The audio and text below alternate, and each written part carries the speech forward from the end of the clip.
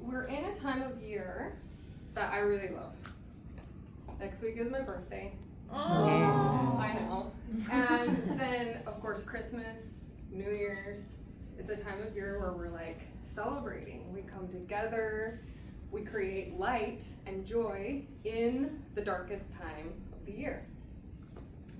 We also go inward. We reflect. Who did I become this year? Who do I want to be next year? One of my big goals for 2026, and maybe it's one of yours as well, is to take my public speaking to the next level. Nice. So I've been here in Toastmasters since April, so it's been over 6 months. So it's been about week after week pushing myself to get up here and practice being seen and heard.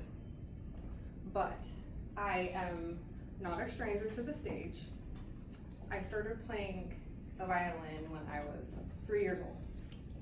And I was so fearless. I would play in front of any size crowd. I loved it. And as a little girl raised in Mormonism, which Ariane knows, I was actually expected to do public speaking ever since the time I could walk. We were given assignments or talks that we were meant to share with the whole congregation. And on top of that, I sang in choirs. I was on my competition drill team in high school, and I competed in scholarship beauty pageants in college. So I know the stage. But Toastmasters has been a very different challenge for me, because all of those other roles were performances. And I don't want to be a performer anymore. On this stage, I want to be myself. I want to be real, and I want to be authentic, vulnerable, powerful.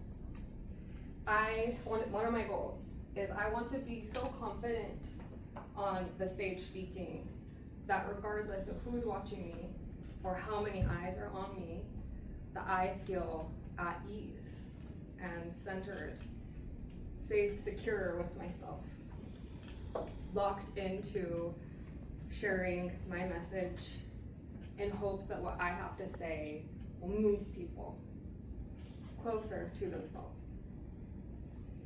Because Toastmasters is not just a place where we're practicing vocal variety or body language or the power of the pause. Mm-hmm. We're practicing becoming who we are becoming. And for me, becoming means I have to let go of the version of myself, the good girl, the perfectionist who wore the mask of don't make any mistakes, and let that go. But that version of me also accomplished a lot. She got to rock out on stage on an electric violin in front of thousands of people, playing the Orange Blossom special, and she got the crowd going. So that I cherish. I'm not going to be getting rid of the gifts that I cultivated. I'm going to be keeping them, honoring them, bringing them forward with me. But that doesn't mean it's easy to just put who you were behind you. It's actually can be kind of sad to outgrow yourself. And that's something that in personal development, we don't really talk about that much, is the grief that can come up when you outgrow the you that you've been for so long. It leaves a gap in your heart when you're like, this is who I've always been, who am I now? I just know I want to change, I know I want to grow, but how do I do that? I'm stuck in the in-between.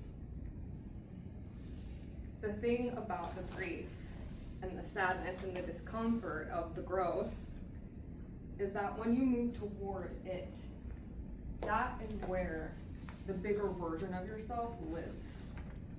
It's the light that we're all searching for in the dark.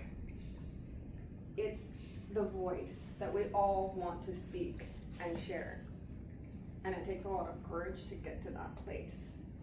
You have to give up being the version of you who stayed quiet, small, in your comfort zone, and be willing to search in the darkness of the unknown for the version of you that does shine bright. So as we move toward the end of the year, that's really what this season is all about, is celebrating and releasing what was. And so since I know everybody in here is all about personal development, this is where we get to let our former self rest so that that brighter self can finally emerge. And on this stage is where we get to practice it. Even in this cramped classroom, we get to practice it. And little by little, word by word, week by week, we become someone new. Thank you.